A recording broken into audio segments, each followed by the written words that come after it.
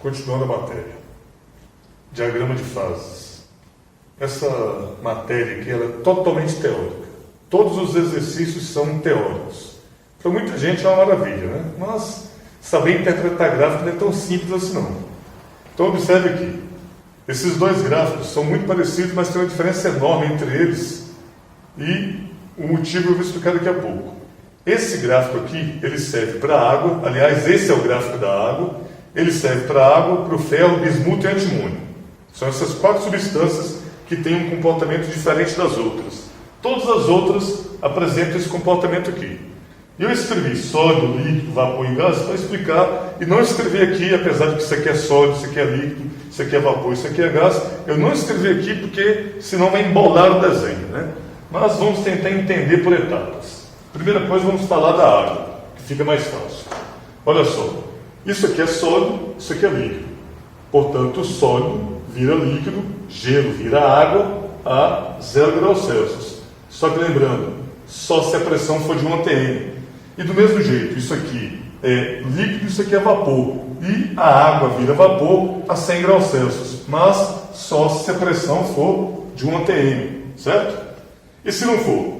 Vocês vão ver aqui que a pressão interfere na temperatura de mudança, né? Essas linhas representam mudanças, porque de um lado tudo isso aqui é sólido, tudo isso aqui é líquido, tudo isso aqui é vapor e depois é gás, que eu vou explicar qual é a diferença entre vapor e gás. Mas, para começar a entender aqui, eu vou dar um exemplo aqui de Brasília. Olha só, em Brasília a água não ferve a 100 graus Celsius. Por quê? Porque a pressão em Brasília não é de 1 atm, é abaixo de 1 atm. Agora, do mesmo jeito, seguindo essa linha do gráfico, se vocês olharem aqui, o gelo em Brasília também não derrete a 0 graus Celsius. Ele derrete acima de 0 graus Celsius, mais ou menos 0,2, né? Outra coisa importante, se você colocar água numa panela de pressão, a panela de pressão aumenta a pressão e faz com que a temperatura também aumente. Então vamos pegar um exemplo aqui, ó. A temperatura de ebulição aumenta. Portanto, numa panela de pressão, a temperatura de ebulição deve estar em torno de 120 graus. Por quê? Porque a pressão é maior do que 1 atm. Então acontece isso, ó. Se você alterar as pressões, as temperaturas de fusão e ebulição se alteram, só que de formas contrárias, né? Vamos analisar esse trecho aqui do gráfico. Se você abaixa a pressão, a temperatura diminui. Se você aumenta a pressão, a temperatura aumenta. Agora, por quê? Porque as moléculas de água que eu já expliquei que tem esse formato, elas ainda se atraem. E para elas se soltarem, nós temos que fornecer calor para que elas fiquem agitadas até o ponto de vencer essa força de atração e se soltarem. Nesse caso, elas estarão livres na forma de vapor para vagar por aí. Só que tem um detalhe, se você aumentar a pressão sobre a água, você vai dificultar essa soltura das moléculas. E o que significa isso? Que para que elas se soltem, você vai ter que esquentar mais. Vai ter que dar mais calor, vai ter que agitá-las mais, vai ter que esquentar mais, até que a temperatura delas chegue, por exemplo, a 120 graus, para você conseguir evaporá-las, transformar líquido em vapor.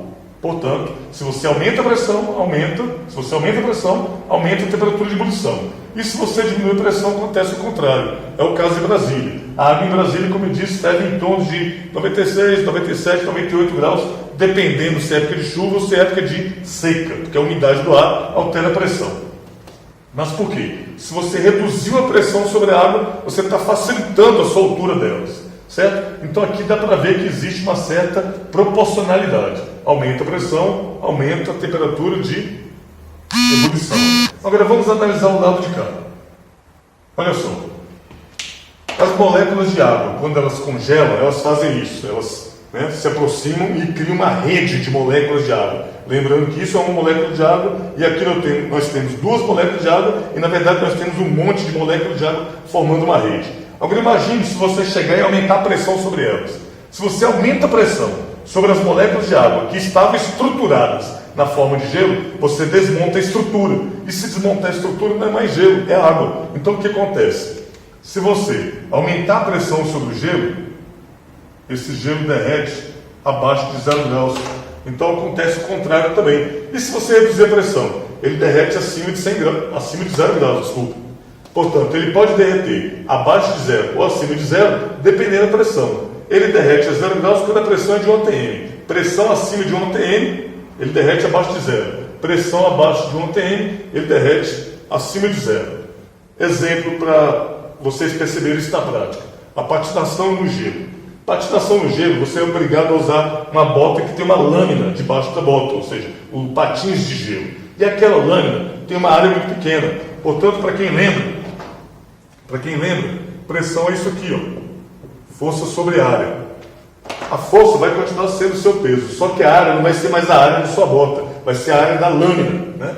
E a área da lâmina é minúscula. Então, o que significa? Aumenta a pressão. E aumentando a pressão, debaixo da lâmina, você consegue derreter o gelo, mesmo que ele esteja abaixo de 0 graus. E nesse caso aí, forma água debaixo da lâmina.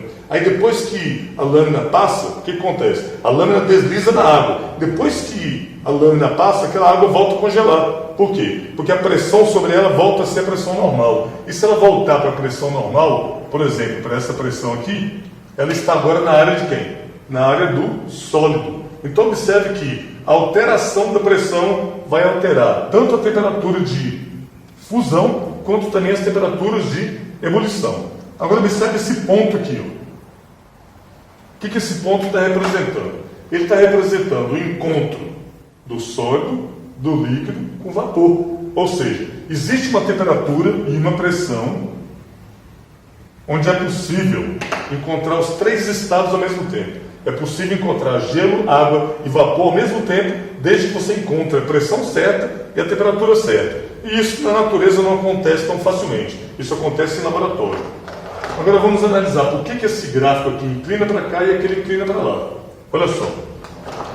Se você pega aqui um objeto que está na condição de vapor, uma substância está na condição de vapor e começa a aumentar a pressão sobre ela, o que ela vai fazer? Ela vai chegar uma hora que vai virar líquido. E você continua aumentando a pressão sobre o líquido. O que ele vai fazer? Vai virar sólido. O que significa isso? Que ele estava numa certa temperatura e estava numa certa pressão. Portanto, ele era vapor. Você foi aumentando a pressão, você aproximou as moléculas. E de tanto aumentar a pressão, mesmo sem alterar a temperatura, de repente, essa substância se tornou líquida. E você continuou aumentando a pressão. Aumentando a pressão, você está aproximando os átomos. E aí, o que vai acontecer? Aproximando os átomos e moléculas. De tanto aproximar, chega uma hora que essa substância vai se transformar em sólido. Portanto, a maioria das substâncias tem aquele comportamento. E 4 substâncias têm esse comportamento aqui, que é o contrário daquele. Que se você aumentar a pressão, você faz derreter abaixo de 0 graus, por exemplo. Agora, outra coisa importante. Todas as substâncias possuem isso aqui, ó. Esse é o ponto chamado ponto triplo. O que é o ponto triplo? É o ponto onde os 3 estados da matéria se encontram. Só que você tem que procurar a pressão certa e a temperatura certa. Agora, vamos analisar qual é a diferença entre vapor e gás. Olha só. Se você pegar o vapor e aumentar a pressão, ele vira líquido. Se você pegar o líquido e aumentar a pressão, ele vira sólido. Aqui não. Se você aumentar a pressão sobre o vapor, ele vira líquido. Se você continuar aumentando a pressão, vai continuar sendo líquido. Ele não vai virar sólido. Agora, se você tiver o vapor, no vapor, isso se você tiver o vapor, né? O vapor, você aumenta a pressão e vira líquido. Agora, isso aqui é gás, como eu coloquei aqui, o gás. Olha o que acontece com o gás. Se você for aumentando a pressão, ele continua sendo gás. Ele não se transforma em líquido. Aqui também. Você aumenta a pressão e ele continua na forma de gás. Então você pode pensar assim, mas vapor e gás não seria a mesma coisa? Aparentemente sim, as moléculas estão soltas, mas não são por causa da temperatura. O gás está mais quente que o vapor. E você pode aumentar a pressão no vapor que ele vira líquido. Né? Aqui também. Mas você pode aumentar a pressão no gás que ele vai continuar sendo gás. Então a principal diferença entre gás e vapor é a temperatura e que o gás não muda de estado só se você aumentar a pressão. O vapor muda de estado, o gás não. Agora outra coisa, e se você continuasse aumentando a temperatura?